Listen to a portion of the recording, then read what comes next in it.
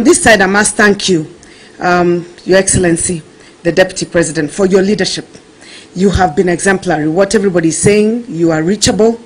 It's actually unbelievable where you get the time.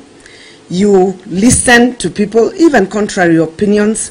When we differ, you have a way of taking charge and leading us in that direction. And us, as your followers, we support you, we stand with you. We have every confidence that Kenya will have the best president ever come August 9th, 2022 this year. We have absolutely no doubt that we will win because we have the numbers. We will win with a huge margin.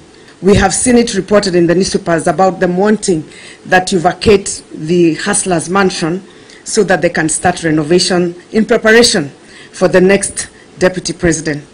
We would also, as Kenyans and members of Kenya Kwanza Alliance, request for first the vacation of State House for the preparation of renovation for the incoming 5th president of the Republic of Kenya.